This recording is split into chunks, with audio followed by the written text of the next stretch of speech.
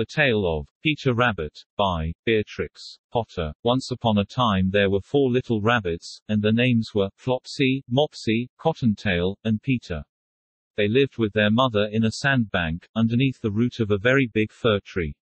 "Now my dears," said old Mrs. Rabbit one morning, "you may go into the fields or down the lane, but don't go into Mr. McGregor's garden. Your father had an accident there. He was put in a pie by Mrs. McGregor. Now run along, and don't get into mischief. I am going out." Then old Mrs. Rabbit took a basket and her umbrella, and went through the wood to the baker's. She bought a loaf of brown bread and 5 currant buns. Flopsy, Mopsy, and Cottontail, who were good little bunnies, went down the lane to gather blackberries, but Peter, who was very naughty, ran straight away to Mr. McGregor's garden, and squeezed under the gate.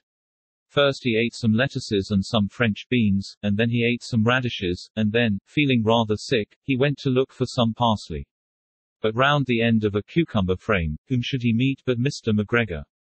Mr. McGregor was on his hands and knees planting out young cabbages, but he jumped up and ran after Peter, waving a rake and calling out, "Stop thief!" Peter was most dreadfully frightened. He rushed all over the garden, for he had forgotten the way back to the gate. He lost one of his shoes among the cabbages, and the other shoe amongst the potatoes. After losing them, he ran on 4 legs and went faster, so that I think he might have got away altogether if he had not unfortunately run into a gooseberry net, and got caught by the large buttons on his jacket. It was a blue jacket with brass buttons, quite new. Peter gave himself up for lost, and shed big tears, but his sobs were overheard by some friendly sparrows, who flew to him in great excitement, and implored him to exert himself. Mr. McGregor came up with a sieve, which he intended to pop upon the top of Peter, but Peter wriggled out just in time, leaving his jacket behind him, and rushed into the tool shed, and jumped into a can. It would have been a beautiful thing to hide in, if it had not had so much water in it. Mr. McGregor was quite sure that Peter was somewhere in the tool shed, perhaps hidden underneath a flower pot. He began to turn them over carefully, looking under each. Presently Peter sneezed, "Kertyschou." Mr. McGregor was after him in no time, and tried to put his foot upon Peter, who jumped out of a window, upsetting 3 plants. The window was too small for Mr. McGregor, and he was tired of running after Peter. He went back to his work. Peter sat down to rest. He was out of breath and trembling with fright, and he had not the least idea which way to go. Also he was very damp with sitting in that can. After a time he began to wander about, going lippity, lippity, not very fast, and looking all round. He found a door in a wall, but it was locked, and there was no room for a fat little rabbit to squeeze underneath.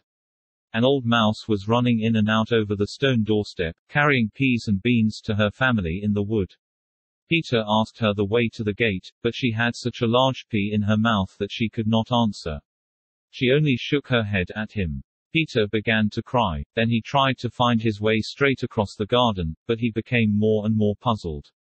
Presently, he came to a pond where Mr. McGregor filled his water cans.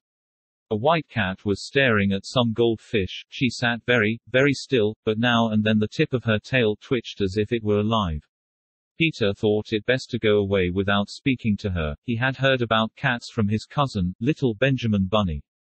He went back towards the tool shed, but suddenly, quite close to him, he heard the noise of a hoe, scritch, scratch, scratch, scritch. Peter scuttered underneath the bushes. But presently, as nothing happened, he came out, and climbed upon a wheelbarrow and peeped over. The first thing he saw was Mr. McGregor hoeing onions. His back was turned towards Peter, and beyond him was the gate. Peter got down very quietly off the wheelbarrow, and started running as fast as he could go, along a straight walk behind some black currant bushes. Mr. McGregor caught sight of him at the corner, but Peter did not care. He slipped underneath the gate, and was safe at last in the wood outside the garden.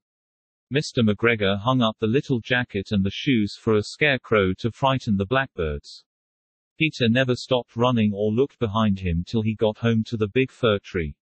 He was so tired that he flopped down upon the nice soft sand on the floor of the rabbit hole and shut his eyes. His mother was busy cooking. She wondered what he had done with his clothes. It was the second little jacket and pair of shoes that Peter had lost in a fortnight. I am sorry to say that Peter was not very well during the evening.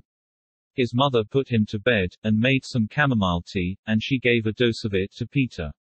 1 tablespoonful to be taken at bedtime. But Flopsy, Mopsy, and Cottontail had bread and milk and blackberries for supper.